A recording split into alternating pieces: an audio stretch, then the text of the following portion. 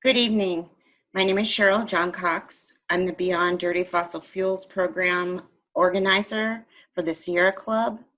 Thank you so much for being with us this evening. We're very happy to be providing this opportunity for you to share your concerns about DeepRock Solutions barge permit.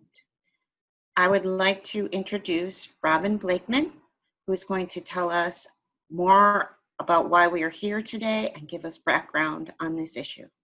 Thank you. Robin? Hello, everyone. I am Robin Blakeman, and I live in Huntington, West Virginia.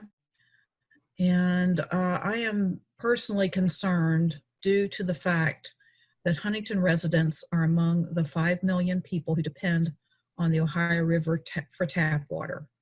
This includes me and my entire immediate family. Although we live in Huntington, my partners travel to and through that area frequently, and some family members still live in that area. So I am even more highly concerned due to the proximity of the proposed DeepRock barge facility a bit south of Marietta. It is alarming that the U.S. Army Corps of Engineers is currently considering whether to issue permits for 3 oil and gas waste barge facilities on the river upstream of Huntington, and has only allowed a public meeting for 1 of those facilities. On Friday, August 7th, the U.S. Army Corps held a virtual public meeting regarding the proposed DeepRock barge facility near Marietta. It was very poorly run. Multiple steps were necessary to register for and access this meeting, and changes to the timing of the meeting and the means of accessing the meeting and making comments were made and made more complicated during the 24 hours prior to the meeting. Following a lengthy explanation session, the U.S. Army Corps staff members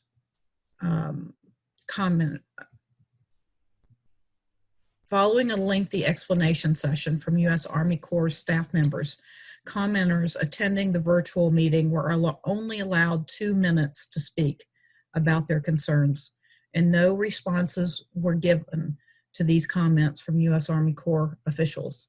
Citizens were not called on by name or phone number, and thus some had problems knowing when it was their turn to speak. Many speakers were rudely cut off in mid-sentence by U.S. Army Corps officials, and several who had indicated a desire to speak were not recognized. Despite submitting these comments during the original comment period ending August the 17th, I have requested that U.S. Army Corps plan another public meeting on this issue that is better organized and more respectful of participants. Since my concerns were not fully heard at this meeting, I will summarize them here. Can spills of this type of toxic substance be detected by the public water supply facilities? Probably not in the case of oil and gas waste. Can these facilities test for radionuclides? The shale layers in our region include radioactive materials in waste products. Who is responsible if and when a spill occurs? Citizens should not have to bear the burden of these expenses, along with the toxic pollution they may ingest from their tap water supplies. What will the cumulative effect on aquatic wildlife be for all 3 of these facilities? The proposed facilities will increase transport and handling of enormous amounts of oil and gas waste, which has known radioactive and hazardous components on the Ohio River, the tap water source for more than 5 million people. The OVAC office and my family are among those 5 million Ohio River tap water users. We all live downstream of all 3 of the proposed oil and gas waste barge docks. We hope there will be a cumulative impact study done on the potentially catastrophic effects of all of these facilities, both on aquatic wildlife and on the water quality in the river. The proposed barge dock near Marietta would be a conduit for tons of radioactive oil and gas wastewater to travel on the Ohio River and into a site already riddled with environmental problems, such as PFAS and PFOA or C8 contamination. We have heard from wildlife experts in the area that the mussel population and natural habitat for those creatures are both in a very fragile state and likely would be heavily damaged if and when there is a major spill in the area. All the more reason for a cumulative impact study. Also, given the ongoing COVID-19 pandemic, we also request that an in-person public hearing be held once public gatherings are again possible, and that the public comment period be extended for 90 days or as long as is necessary to allow safe public participation. Due to COVID-19 and the lack of universal access to a reliable internet, public hearing must be held in person to allow for meaningful public input on the application and the Corps' public interest review. Any decision on this permit application should wait until then, unless the permit is denied. Denial of the permit is what we believe is ultimately in the public's best interest. Thank you for your time and concern for these critical issues for 5 million tap water consumers along the Ohio River. Thank you so much, Robin. Again, my name is Cheryl John Cox, and I will be emceeing this meeting this evening. I'll be calling on folks in the order in which they registered via our Google form. We're going to give each person up to 4 minutes to speak.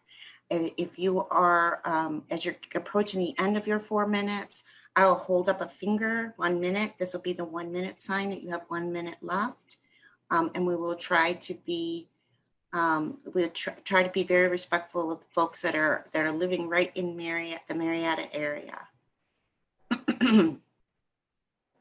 The first speaker that we have on our list is Josh Eisenfeld. Josh, have you joined the meeting?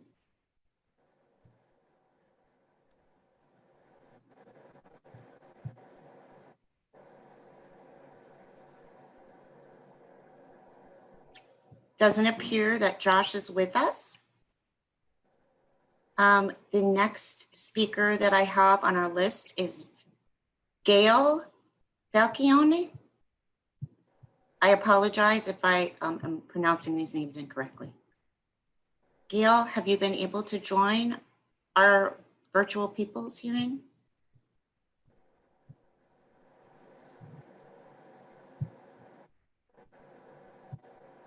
Seeing that Gail is not able to join, our next speaker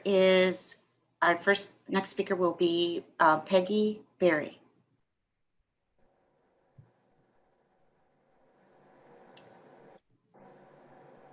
And that means I have to take myself off mute. Hi, I'm Peggy Ann Berry. I am a registered nurse with a PhD in nursing science. I have been concerned about fracking and fracking waste before it was popular. And although I don't drink the water of the Ohio River, I have grave concerns for anyone who would have that radioactive waste accidentally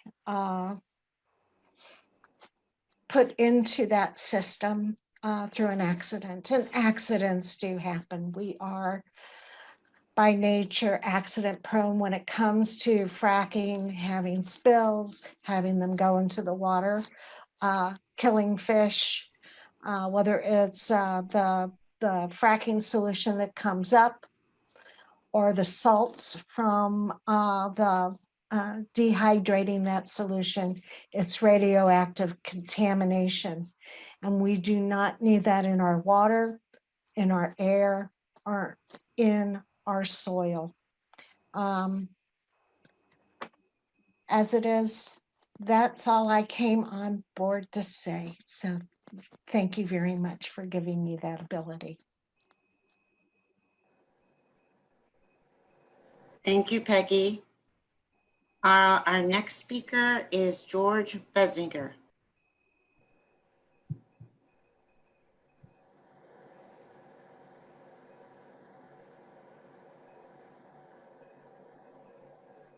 George, you'll need to unmute yourself at the very bottom left. I'm about to do that. Thank you very much. And thanks for holding the hearing. Can you hear me? Yes, George, go ahead. Okay. I've expressed a lot of my concerns directly to the U.S. Army Corps of Engineers. I have a lot of questions about the details of the application. For example, traditional water waste is described in the application and not mentioned specifically. We know from previous studies that it's radioactive. Of course, they're denying this. And we know that there are lots of toxic chemicals. And it's only 1% of this, each container of fracking waste, but with 1 million gallons of water per well, fracking well, it's not teaspoons that we're talking about in these toxic chemicals. So we would like the Corps to press DeepRock about what's in traditional fracking waste. And then a specific issue that appears in the application is the transfer from the barge facility via a pipeway across Route 7 to the first injection well. I was told by the Corps that this is an old pipeway that was originally built by Mobil Oil Company many years ago. What is the condition of this pipeway, and is the Corps confident that it can be leak-proof and spill-proof? I also have asked the Corps for all of the comments that were made after the August 7th meeting that were submitted by August 17. And I have asked for the comments that were all submitted, and I've asked for the Corps' responses, and I've asked for DeepRock's responses. In order to do that, I was told I had to fill out a Freedom of Information Act request, which I did immediately this past Monday. And I scanned it and submitted it, asking for all those things. And I was told by the Freedom of Information Act people at the Corps that I would need to pay $48 an hour for all of the hours above 2 hours for all these documents to be produced. And I told them that I did not think this was fair. These should be publicly available. And I asked them if DeepRock had to pay to receive these documents.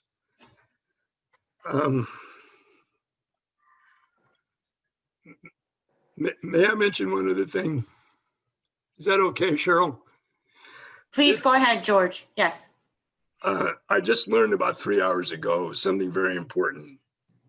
And I'm only authorized to say this, so I need to check my notes. There is concern among oil and gas people who are drilling for oil and gas in Washington County and Athens County that their wells are being ruined by the injection wells in Washington County, particularly. There are 15 injection wells in Washington County, 4 up on Harmon Hill, the west side.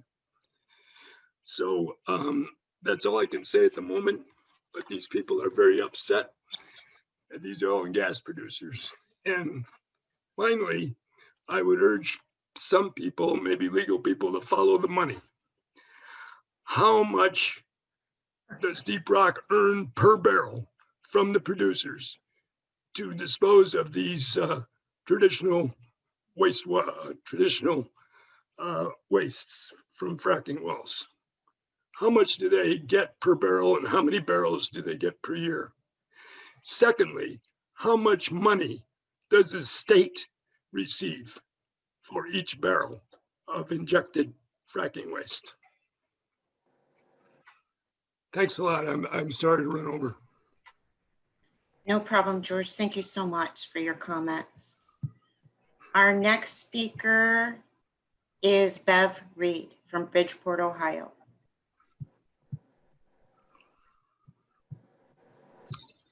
Hello, thank you for the opportunity. Can you hear me okay? Yes. Okay.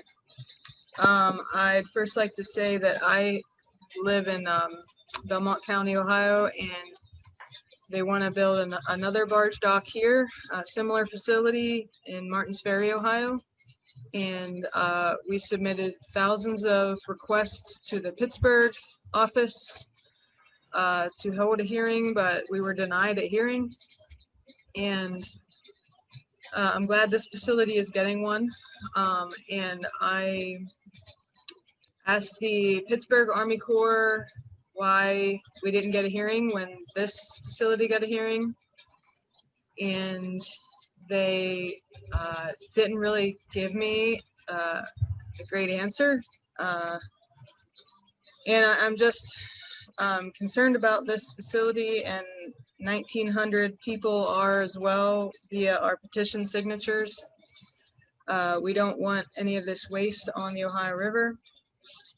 And I'm going to reference a comment that was made by a person who used to be a county commissioner in the state of Ohio and who has worked on these issues pretty extensively. And they said they were questioning why, well, let me backtrack a little bit first. One of our attorneys was able to get the regulations for shipping of oil and gas waste on the Ohio River from the U.S. Coast Guard, who is the entity that actually permits the shipping of products on the river itself, which the Army Corps does not permit that. But the U.S. Coast Guard told us that there's no way to track where the waste would come from that would be shipped on the river. So when DeepRock claims in their application that they would only be shipping traditional waste, as far as we can tell, they can't prove that it would only be traditional waste and that it wouldn't be mixed with hydraulic fracturing waste or unconventional waste. So if that is then the case, the Army Corps should take a firmer stance with this facility. And like they did years ago when a company named Green Hunter tried to accept this salt water injection, SGEWW, and that basically stands for horizontal unconventional waste. They took a firm stance years ago and said the validated Department of the Army permit prohibits the offloading of its SGEWW generated from horizontal fracking operations. If the permittee proposes to offload this waste in the future, they would be required to obtain prior authorization from the Corps. So why was the Army Corps requiring prior authorization back then? And now that there's 3 facilities that are proposed for the Ohio River, why now are they not taking a firm stance on this, if in fact there could be horizontal waste shipped on the river? And even if it is only traditional waste, that waste is still radioactive. And I mean, all fracking waste can be radioactive. So those are my comments. Thank you very much. Thank you so much, Bev. Our next speaker is Barbara Bransom from Pittsburgh, Pennsylvania. Barbara, are you on?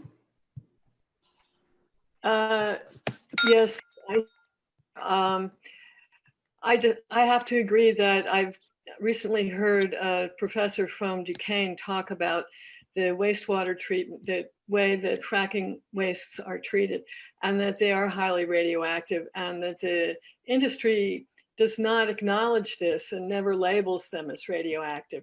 So I think that really there needs to be much more openness about what exactly is in this wastewater and how it's going to be treated, because if it's truly radioactive, it has to be treated much more carefully than it is now.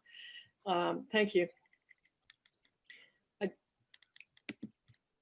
Thank you, Barbara. Our next speaker is Garima Raheja from Fremont, California, and I apologize for botching your name. That's okay. My name is Garima Raheja. I'm calling in from California. I'm an air pollution scientist at UC Berkeley, and I'm getting my PhD in air pollution at Columbia University. I have been working with some folks in the area, and I'm deeply concerned about the fracking waste and the hydraulic waste and the water pollution in the area. I think that the people deserve to live in a clean environment where they are given a fair say in what is happening, and that the U.S. Army Corps of Engineers should be listening. I tried to join the hearing that was happening, but the information I was given was wrong. And when I emailed them to ask for correct information, I never got a correct response. So I was never able to join the meeting. So I just want to echo the demands that I think Robin made at the beginning about how I think the denial of the permit is what is in the best interest of the people. And I just want to add my support to that. Thank you. Thank you so much. Our next speaker is Lauren Elizabeth from Little Hocking, Ohio. Lauren, did you join us?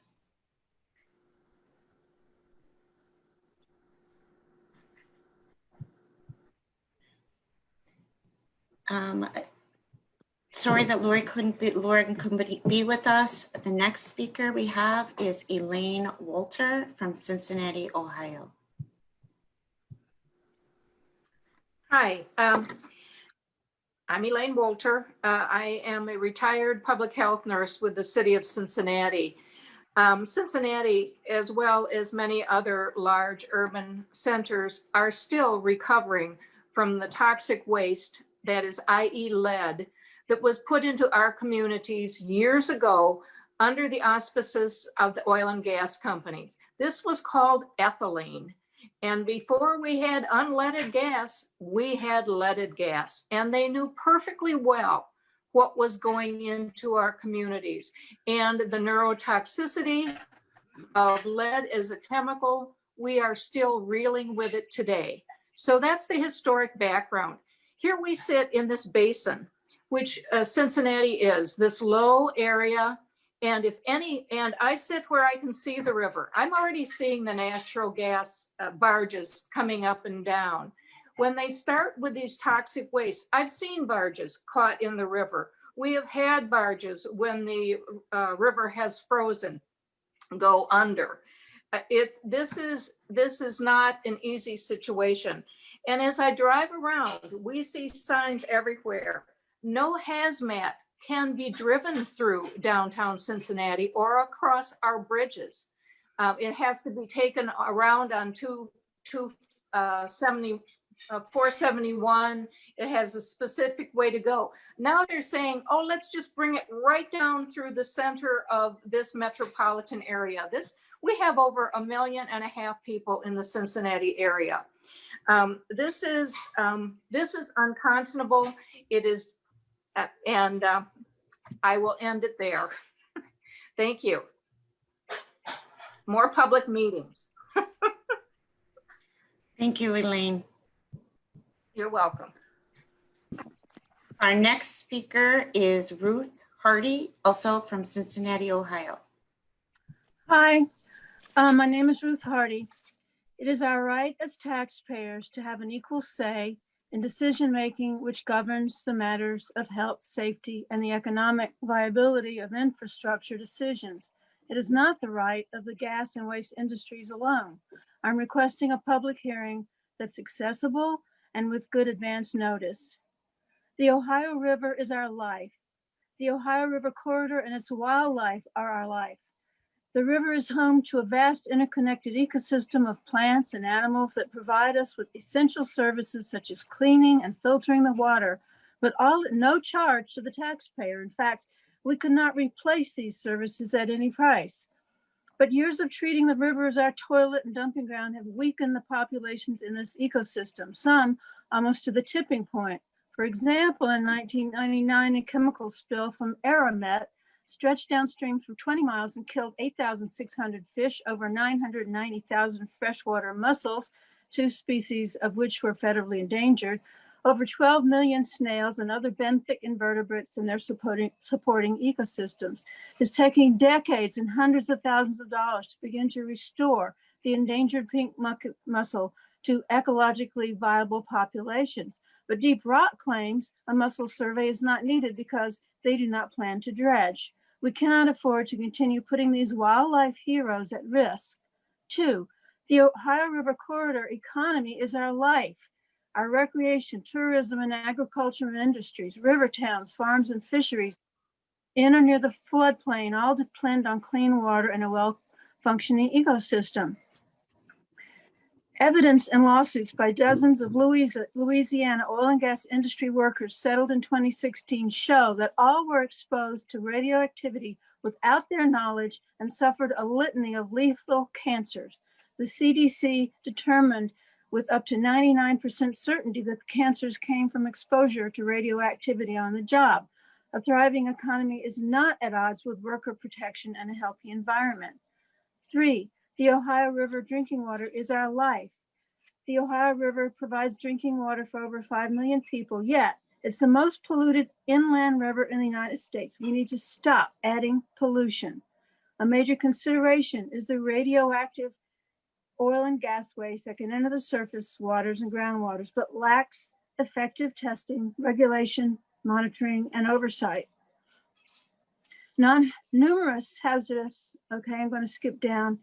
The VP of Appalachian Business Development of the company proposing the Washington County landfill was confident that the shipping of shale gas waste is safe because barges ship hydrochloric acid. And DeepRock does not believe a plan to deal with a possible spill or other disaster is necessary. Yet, a barge carrying brine could run into a bridge or other vessel and break apart.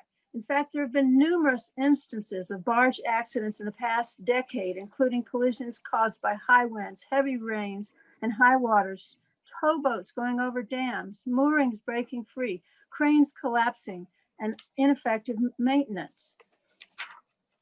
I'll skip to the very end. Eliminating public input around infrastructure projects is the exact opposite of what should happen right now.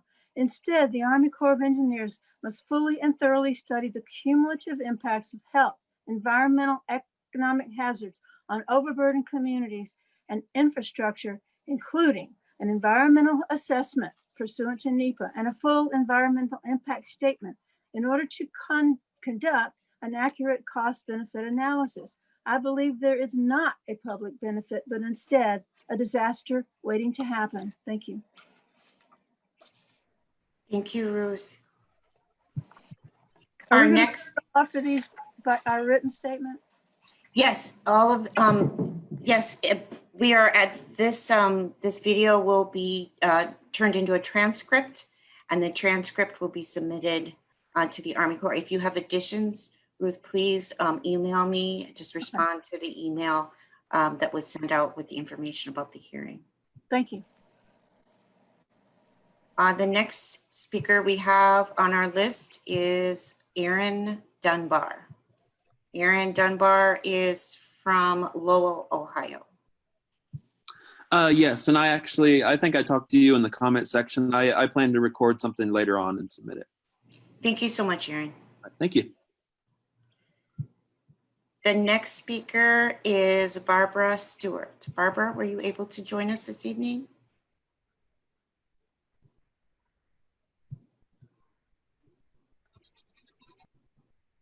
Barbara was not able to join us. Hopefully she will submit a video. The next speaker we have is Susan Walker from Belpre, Ohio. Susan, were you able to join us this evening?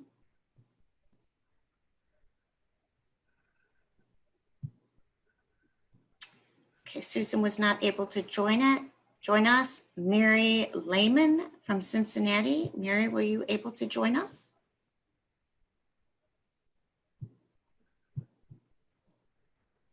No, Mary, the next speaker we have is Vic Ellum from Marietta, Ohio. Okay, thanks for having me on this.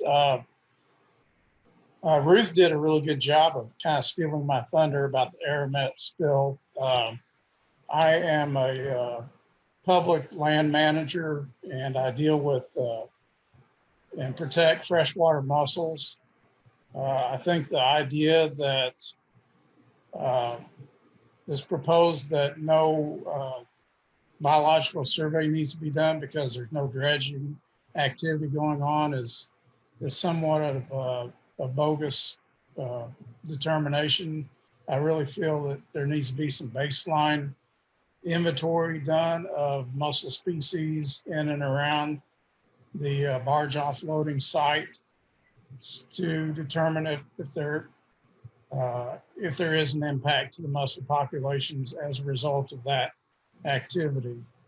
And if there happens to be a spill event, to also determine the damage done by that. So I'll put that out there. And I also think that the Ohio Ecological Services and Ohio DNR were both contacted about this project, and I don't understand why they were contacted but not West Virginia, because for the most part this project is going to be in West Virginia property, as the river is West Virginia up until the shoreline pretty much. So I feel like West Virginia folks should have been at the table on this project to comment. And I think that's all I have. And I am from Marietta. Thank you, Vic. Our next speaker is Debra Miller from Marietta, Ohio.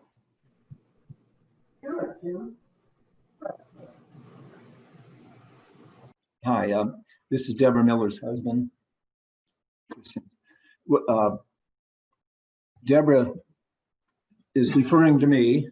Yeah, we're sharing the Zoom on this shared laptop, and we both registered, but since we're watching it together, she's deferring to me the question.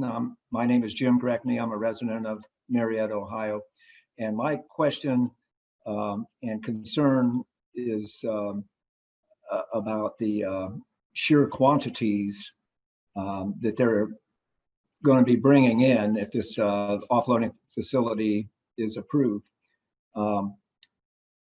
The implication from DeepRock has been that currently a lot of wastewater from wells is coming in on trucks going over the roads. And one of their justifications for bringing it down in barges is so that it will take trucks off the road. And it's, according to them, a safer, better way to transport it. Well, if this is the case, I would like to know if those trucks really will no longer be coming in, or is this simply another conduit for bringing in waste from a lot more areas in Pennsylvania, West Virginia, and other parts of Ohio. And the quantities, to me, when I looked into this currently, are just shocking. I mean, we're talking about, from what I read, hundreds of thousands of barrels per day is going into these injection wells, and which to me is horrifying. And to put on an additional load, if that is the case, which I suspect that when barges start coming in, there will even be a lot more. And I would like to know a lot more about that. And just because of this, the revelation of the enormous quantities going into just our county, not to mention many other injection wells throughout this part of the state, I think it's ridiculous to even consider having another big facility for receiving and putting those into the ground. That's my comment, and thank you very much for having this forum. Thank you, Jim. Deborah, would you like to share any thoughts or concerns? Well, I'm wondering about the, I understand that the Corps of Engineers only has the top level of the water really as their focus, but anything that's done to the water is, who's in charge? Who, if there's a spill, who's going to be testing other than the top layer of the river? I mean, it's going to affect the animals, the people, the drinking water, even if it doesn't percolate up to the top. That's my concern, is the drinking water.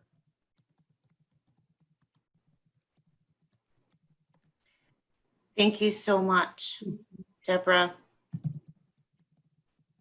Our next speaker is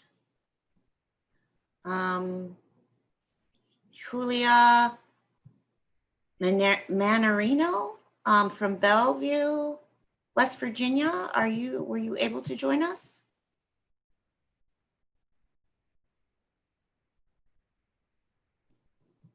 Okay. Catherine Westman. Catherine, were you able to join us this evening?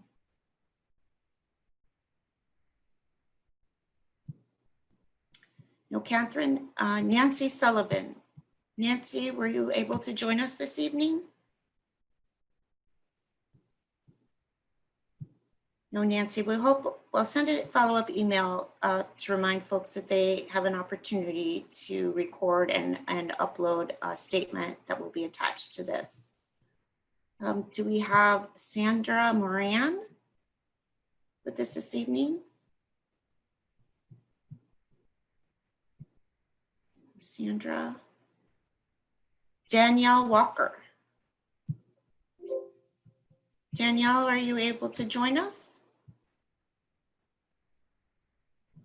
No, Danielle. Randy Poklodnik. Randy Poklodnik from Orrichville, Ohio. Can you hear me? Yes, we can, Randy. Please go ahead. Okay, my name is Dr. Randy Poklodnik, and I live in Orrichville, Ohio. All of my family members, besides my mother and father, who lived on the Ohio River all their lives, live on the Ohio River on both sides, on West Virginia, in towns like Fallensby, Wellsburg, Wheeling, and then on the Ohio side in Steubenville and Toronto. So they all pretty much get their drinking water from the Ohio River. I have a PhD in environmental studies and a bachelor's degree in chemistry, and I was a research chemist for National Steel Research Center for several years before I got into education. My testimony is the following, and it might get a little lengthy, and I'll try to talk fast. The 981-mile Ohio River is notoriously one of the most polluted rivers in the nation, according to the US EPA. The river supplies drinking water to over 5 million people.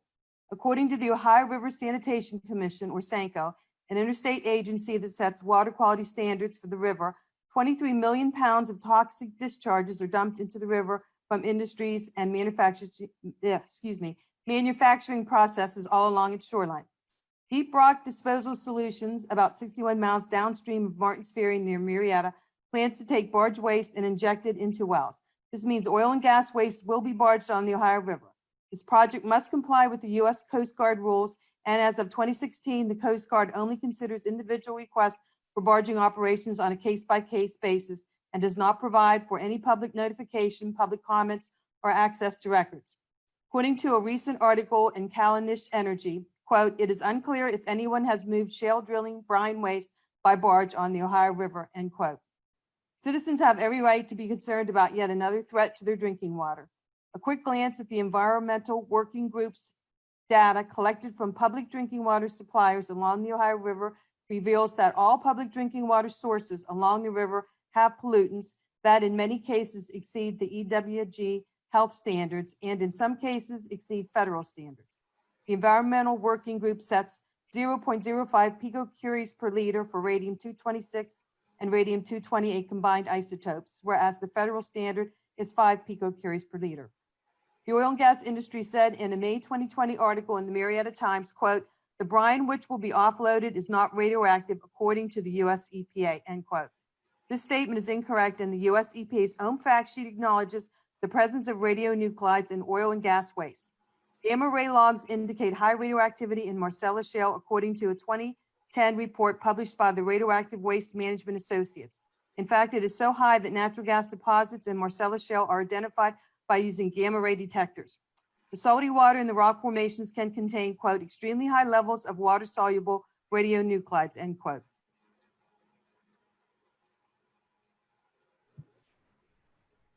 You have about a minute and a half left, Randy. Including uranium, thorium, and radium. Under the Benson Amendment, Congress exempted these wastes generated by oil and gas from Resource Conservation and Recovery Act.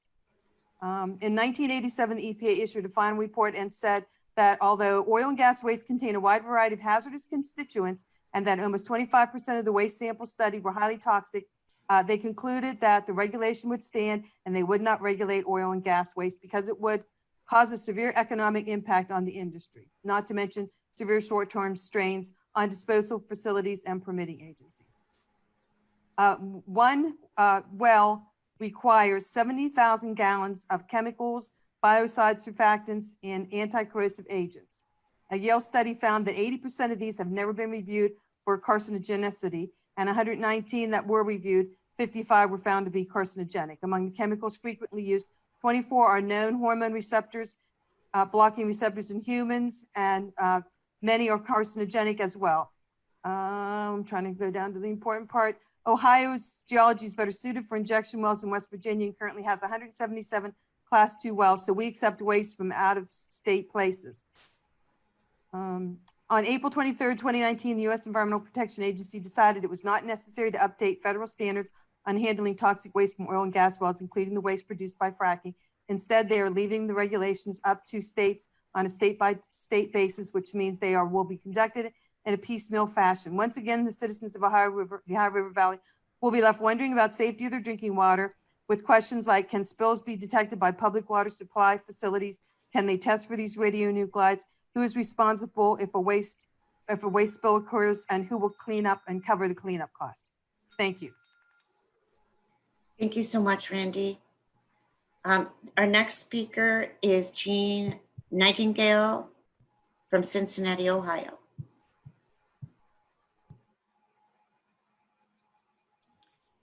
Good evening, Jean Nightingale, and I live here in East Price Hill in Cincinnati. I can see the Ohio River from my home, and my drinking water comes from the Ohio River.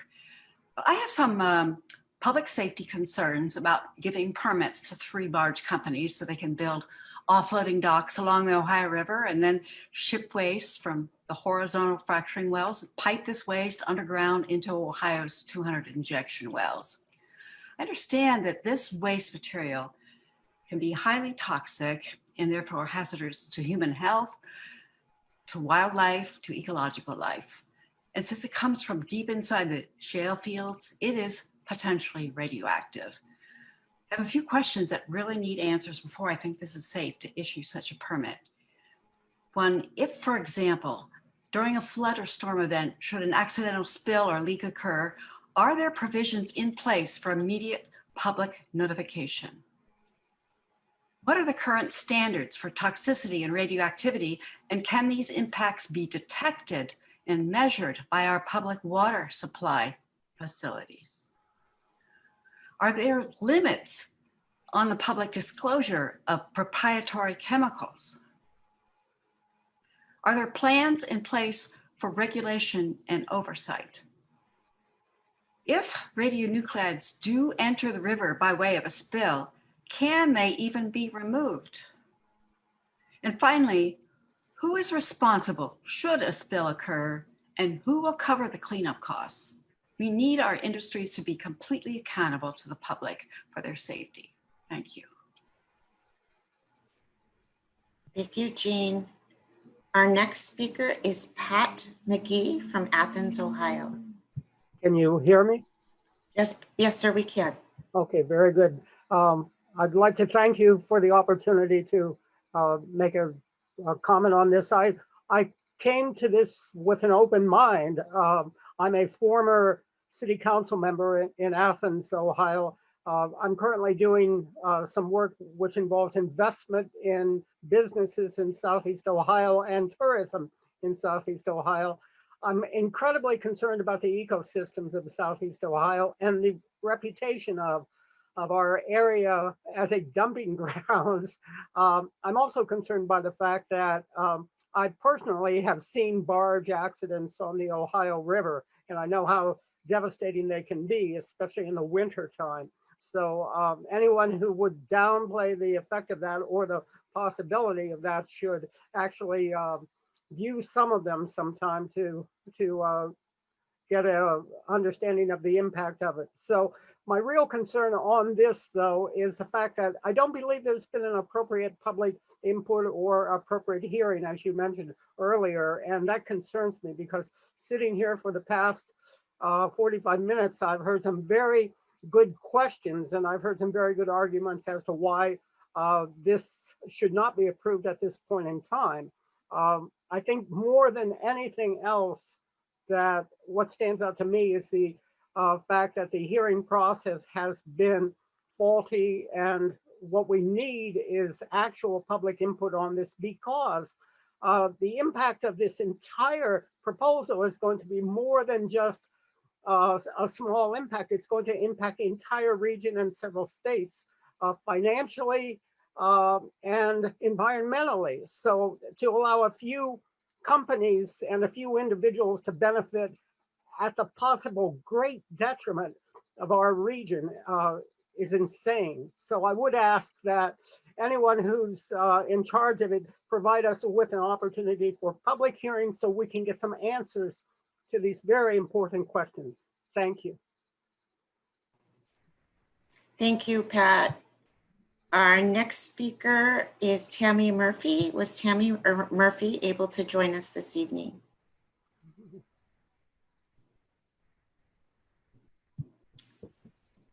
Okay, Ben Hunkler. Hi, my name is Ben Hunkler, and I work with the Concerned Ohio River residents. I'm calling from New York tonight, but I have lots of family in Belmont County and near the Ohio River whom I care about very deeply. The construction of this DeepRock facility represents the prioritization of a decaying industry over the health and safety of my family and our neighbors. If constructed, this DeepRock facility will further entrench the Ohio Valley into an economy that, according to an analysis by the new Ohio River Valley Institute, has been heavily dependent on external demand and volatile energy prices. Petrochemical development has locked us into a heavily oil-dependent boom and bust economy that leaves the region poorer with a less diverse economy and an underdeveloped workforce. Building this facility places a source of drinking water for 5 million people just one accident away from irreversible contamination by carcinogens and potentially radioactive substances. The Army Corps' decision to follow through with the construction of this facility shows that they don't care about us, which really isn't all that surprising given their apathy toward the concerns we raised during the initial hearing. So I also second calls for a new hearing in which public questions and concerns are prioritized and answered. Thank you. Thank you, Ben. Was Jan Johnson from Cincinnati able to join us this evening?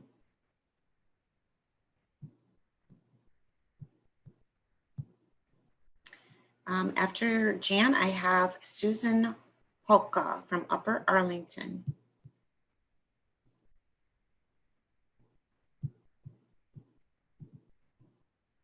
Debra Williamson from Frankfort, Kentucky.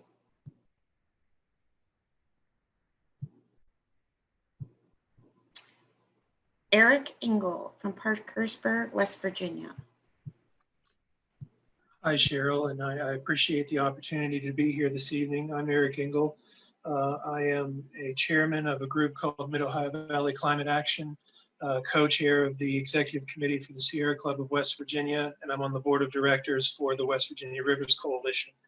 When these docking stations first came to my attention, I was just absolutely floored that this was something that we were even considering. You know, we've been fighting and continue to fight petrochemical and oil and gas build out up and down the Ohio River Valley. I live in Parkersburg, West Virginia. I moved to Huntington for 5 years to attend Marshall University and then came back to Parkersburg. So I've lived along the Ohio River Valley my entire life.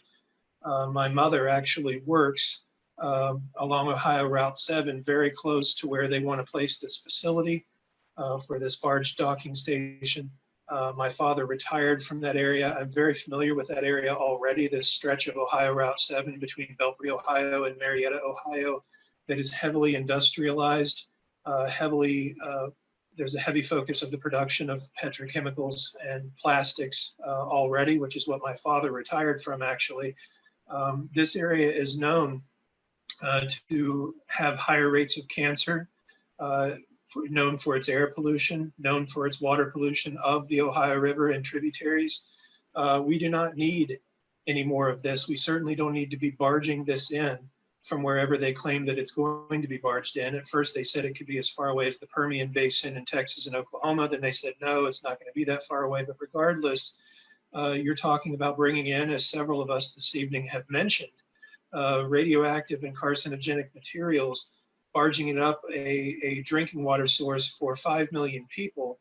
And that is an enormous threat. And in Parkersburg, I know that through my work with the Rivers Coalition, I've spoken to our water department here.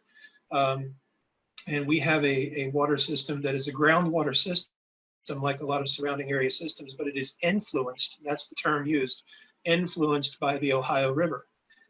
And this barge docking station is upriver from Parkersburg intake, which is, as I said, influenced by the Ohio River. So what could any kind of spill, what could any kind of contamination of the river do if that were to occur to Parkersburg's water system? As was mentioned earlier, we've already dealt with PFOA and PFAS contamination in the form of C8 from DuPont's Teflon products that got into our groundwater, was literally in the water table, literally raining C8, which is why communities upriver of DuPont actually had some higher levels of contamination than we did closer to DuPont and downriver.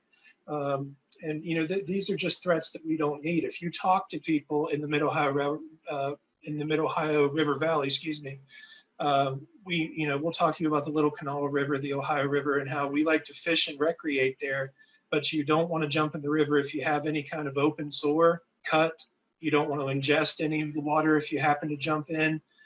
You don't want to eat any fish out of the river. You know, we had the West Virginia Manufacturers Association tell the state legislature here that one reason they didn't want to see all of the water quality updates implemented that were recommended by the US EPA was that, well, the West Virginians don't eat the fish anyway, and they're all fat, so they can absorb more of the toxins, so don't worry about them. Well, there's a reason we don't eat the fish, right? I mean, we can't. There are advisories against it on almost every waterway in the state of West Virginia. So we're tired of seeing this kind of thing. We're tired of these kinds of threats existing to our livelihood. The river is a huge source of our history, a huge source of our local pride, our culture, what makes us us in the Ohio River Valley. And we're seeing these threats just grow daily. And we're absolutely tired of it. It has to stop. And what happens, you know, when we see anthropogenic global climate change, thank you, Cheryl, and we see these intensifying storms like derechos that just hit Iowa, that hit here about 8 years ago in the Parkersburg area. We were hit by a derecho. What happens when the river rises? You know, Parkersburg has a very high flood wall for its downtown area close to the river. The Ohio is known for some major flooding events over the last 100 years. What happens when those become more frequent, more common because of human-caused global climate change? And what happens when we have major precipitation events like the derecho? Are these facilities damaged? Does that cause spills and contamination? We're not getting a lot of good answers for this. So I second the call from others here for acceptance of more public input and actually listening to the public's concerns about putting these facilities here. We care less about DeepRock LLC's profit and more about our ability to survive and thrive in this area. Thank you. Thank you, Eric. looking at our list here, I believe we have one last speaker. Just looking at folks that are signed up and looking at who is participating. I believe we just have two more folks. We have Kelsey McNall. Kelsey, if you'd like to go, please, and tell us where you're from. Yeah, hi, thanks, Cheryl. My name is Kelsey McNall, and I'm based out of Pittsburgh, Pennsylvania. I'm a regional organizer in the Ohio River Valley for the Climate Reality Project. And I just want to echo everyone's calls in this public hearing tonight for the need for another follow-up hearing from the Army Corps of Engineers. Sorry, there's a lot of thunder outside. So as an organizer for oil and gas issues in the Ohio River Valley, it's my job to be engaged in these issues 40 hours a week. And for me to figure out how to get involved with the previous hearing for the DeepRock facility, I had a really hard time doing that. And so somebody who's involved in these issues hours a day, having trouble, I can't imagine the issues that would come in the community in general, people who have lives, you know, outside of oil and gas issues. And so aside from that, I want to just raise some concerns about the way that the hearing was held. So it's been brought up that the hearing, it was held on a Friday evening. It was originally going to be held at 5 p.m. or at 6 p.m. and they switched the time at the last minute, which made a lot of people not able to join the platform. It wasn't user friendly. You had to use your computer, but then you also had to call in. A lot of folks didn't know when it was their turn to speak. In order to sign up for the meeting, there were 2 different emails to send, one to send questions and one to request to be invited to the hearing. And additionally too, it wasn't made clear. So this, or I keep saying hearing, it was a public meeting. It wasn't made clear that residents were going to have the opportunity to give a testimony. It was advertised that this would be an opportunity for folks to have their questions answered. And so it was only a few hours before the meeting that the information was sent out that residents would have only 2 minutes, but still 2 minutes to give a testimony. And so it was a very short and inadequate time to prepare testimony and a very short and inadequate time to deliver your testimony with 2 minutes. So everything surrounding the hearing was an eroding of democracy. It was a silencing of voices. It was just completely unfair. And to move forward, we need to have an additional hearing. And now to move forward with my complaints for the facility itself. Again, in the work that I do, I learn more and more every day about just how bad of an idea it is to invest in the oil, gas, and petrochemical industry. Like Ben Hunkler pointed out, it's very bad economics right now. The prices are low, there's a supply glut. Companies are going bankrupt and there's stranded assets and they're laying off workers. And so this isn't the kind of economy that we want to invest in. This isn't something that we want to invest our taxpayer dollars in and use federal agencies' time and money to support this industry. And also too, the oil and gas infrastructure, it's dangerous to our environment and public health. Here in Pennsylvania, there's been an investigation from the Attorney General, and there's been multiple criminal charges filed against various oil and gas companies. And so that's in Pennsylvania, but we know that issues and non-compliance, spills, accidents, that those things know no borders. And so again, with that in mind, because spills are so frequent, we have to be really worried about our local drinking water. And like it's been mentioned before, the Ohio River is a drinking water source for 5 million people, myself included. And so any accident, and accidents are bound to happen, is going to be really catastrophic to our region.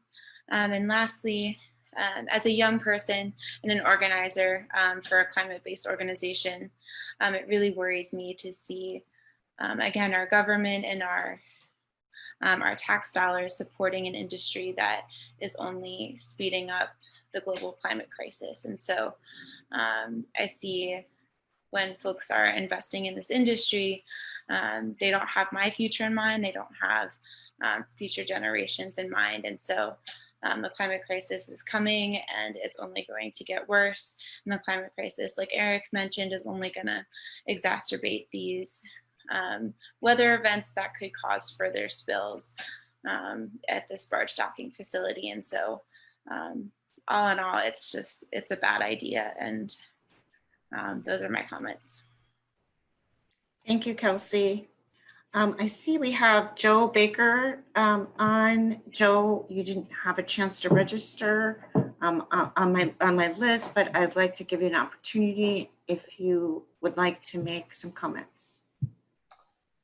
Thank you, Cheryl. It's good to be with you. I certainly appreciate your hosting this group.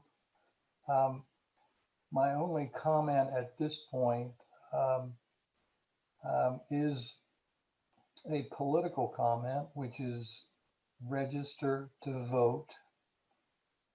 Check your registration prior to voting and educate your family to do so as well.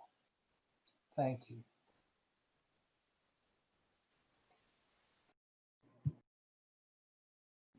Thank you, Mr. Baker. With that,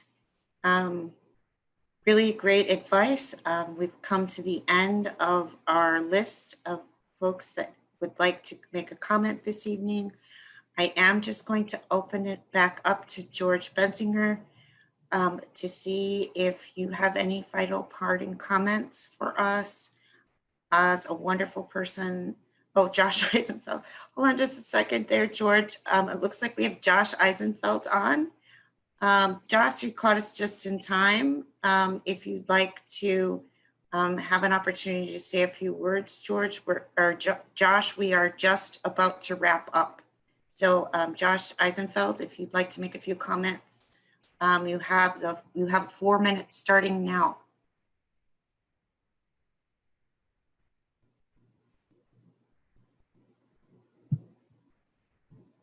And I don't see, Josh, you're on mute if you're talking.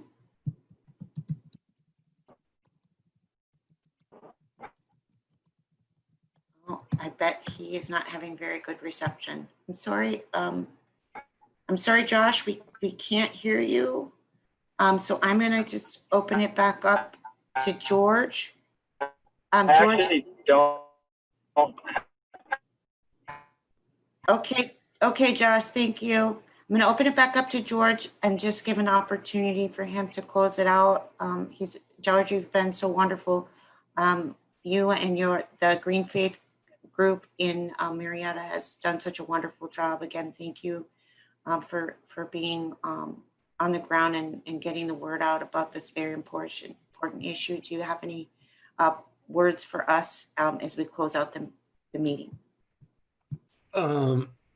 Not much except to say we're very grateful for all the support of all the organizations throughout the state and even throughout the country for what they're bringing to this issue. And we really hope that the Corps is able to listen to us.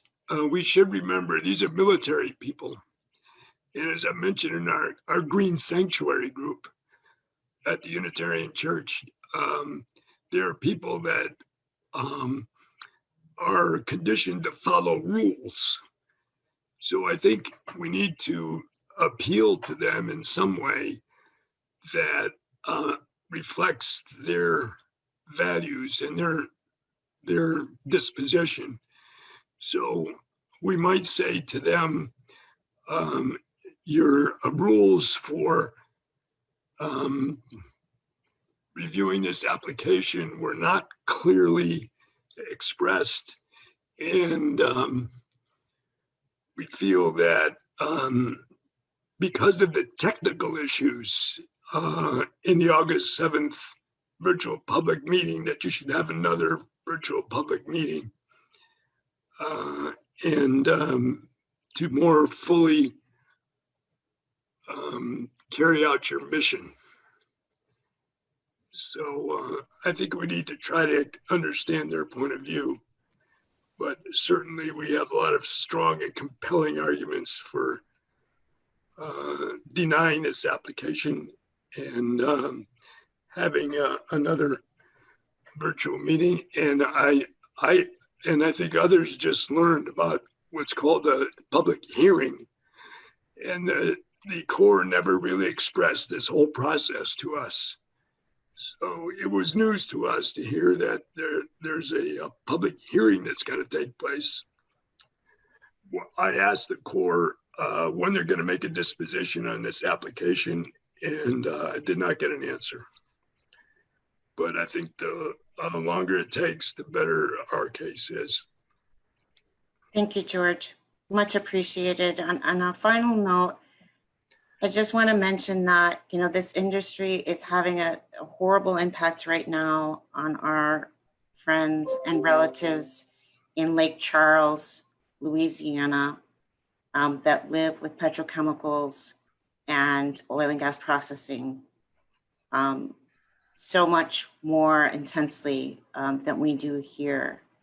And that there is an order for folks in Lake Charles to shelter in place because of one of these petrochemical facilities is on fire.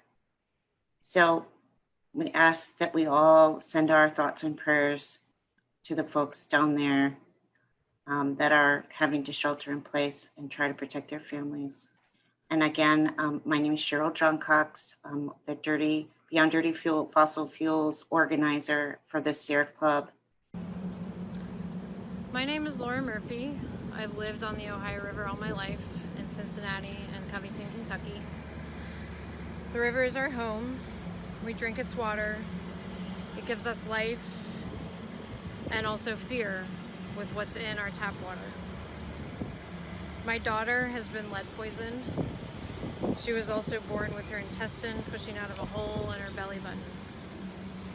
The system is not designed to tell us exactly what causes these things, but we do know they happen more often in zip codes of higher poverty, decaying homes, pipes, and degraded tap water. We do know that we are at greater risk of water contamination, and that it's already bad enough where we and millions of others live. So we stand up today to fight back against American energy, fracking, and plastics. We refuse to be silent as our politicians and regulatory agencies stand idly by and profit from the poisoning of America's water. The Ohio River is drinking water to 5 million people, and we are 5 million rising for clean energy, clean water, and an end to plastics.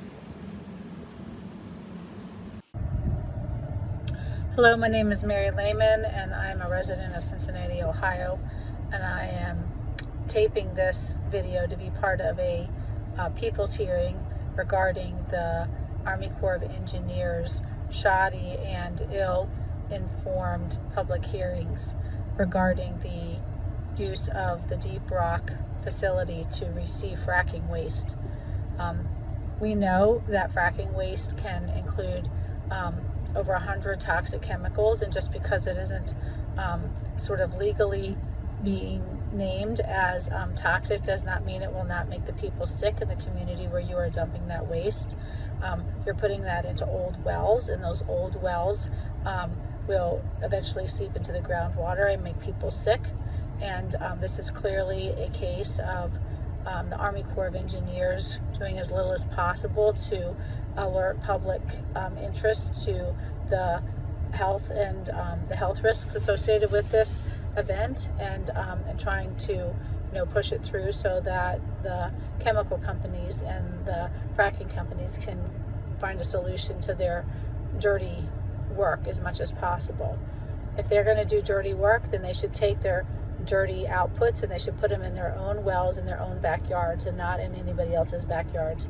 This is just a complete abuse of power and a disregard for human health. So I absolutely demand that the Army Corps of Engineers would reopen the public hearings, for you to suggest that you followed the written law and asked for public hearings during a pandemic when people were not actually allowed to come to public hearings or even have it on their radar, as they were concerned instead about the pandemic and how many people were sick in their own communities. It's just ridiculous. So you need to reopen these hearings. You need to give people a chance to know what's really going on in their neighborhoods, and you need to give us a chance to speak up for our own health and well-being, because that is way more important than these fracking companies finding a place to put their dirty outputs. They do not belong in anybody else's drinking water. Thank you. Hello, my name is Catherine Westman. I'm a resident of Gibsonia, Pennsylvania. As a lifelong Pittsburgher, I know the importance of keeping our rivers clean. I object to any proposal to haul waste materials along the river, and specifically the Ohio in this instance. As a registered nurse and a person of faith concerned about the environment, I feel that this is too risky for our environment and our health and our water supply. I object to this proposal. My name is Sarah Carballo. I'm a permanent resident of Huntington, West Virginia, and these are my comments for the U.S. Army Corps of Engineers. The justifiable concerns of Ohio Valley residents deserve to be prioritized at all levels of the decision-making process. It is the duty of regulatory agencies, especially those charged with protecting the public interest, to provide citizens with fair and transparent opportunities for input on such matters. Issues of public and ecological health, as well as economic vitality, are of unequivocal importance and impact the short-term and long-term perspectives for the livability of our region. I urge the U.S. Army Corps of Engineers to consider the evidence provided in these testimonies and carefully weigh the cost and benefits of permitting activities that further imperil ecosystems and their services that provide for nearly 5 million people along the Ohio River. Thank you for considering my concerns. Hello, my name is Aarondunbar. I live in Lowell, Ohio, which is about 15 minutes away from Marietta. I'm speaking out today in opposition to the proposed DeepRock Solutions LLC barge terminal, which, if allowed to move forward, would directly affect me and my community. Thank you for the opportunity to present my views this evening, and I will now begin my testimony. These things don't happen. Natural gas pipelines don't explode, except when they do. Just this past week, for instance, when up to 4 members of the U.S. Coast Guard were left presumed dead as the result of a natural gas pipeline explosion in Corpus Christi, Texas. Or just days before that, when a natural gas line exploded in Baltimore, Maryland, killing 1 woman, leaving 7 individuals in serious condition, and so thoroughly demolishing 3 homes in the vicinity that it appeared as though a bomb had been dropped on the area. These things don't happen. Shipping vessels don't wreck in the middle of the Indian Ocean. They don't leak 1,000 tons of fuel oil onto the pristine coasts of islands like Mauritius, threatening biodiverse ecosystems as well as the lives and livelihoods of countless individuals, except when they do. Giant petrochemical companies don't come into communities like ours, poison our water supply with deadly cancer-causing chemicals, then try to deny any wrongdoing and let community members fend for themselves. Except we know from firsthand experience that this is what they do. I mean, think about it. How many places do you know of where the drinking water is so bad that Hollywood decides they want to make a big budget movie about it, starring the Hulk from the Marvel Cinematic Universe? I have to think that's a pretty distinct, if dubious, honor for those of us living in the Mid-Ohio Valley. There's a story I like to share whenever I get the opportunity, just because it's made such a big impression on me as a cinemaphile, an environmental activist, and as someone who's lived in this area throughout most of my life. I actually ended up seeing the aforementioned film about us, Dark Waters, twice in the same Parkersburg movie theater, going to see it with a friend the second time. As we were waiting for the film to begin, an elderly woman in the row ahead of us turned around and began making conversation. It turned out that this woman was one of the many victims who had been poisoned by DuPont, the petrochemical giant that was the focus of the film. Both she, her husband, and 2 of their neighbors now each only had a single kidney due to the cancer-causing chemicals that had unknowingly been pumped into their water for years. Obviously, I found this horrifying, but even more horrifying was when I told the woman that this was my second time seeing the film. And she responded by asking me, "So, do you believe that what they say in the movie is true?" Here was a woman who just told me that a multi-billion-dollar corporation had poisoned her, robbed her of an organ, and potentially shortened her life. And yet it was clear to me that DuPont was so entrenched in her community, and they duped so many people into thinking that they'd done absolutely nothing wrong by leaking deadly chemicals into their water supply, that this poor woman had grown used to having to stick up for the fact that she and her family had been victimized.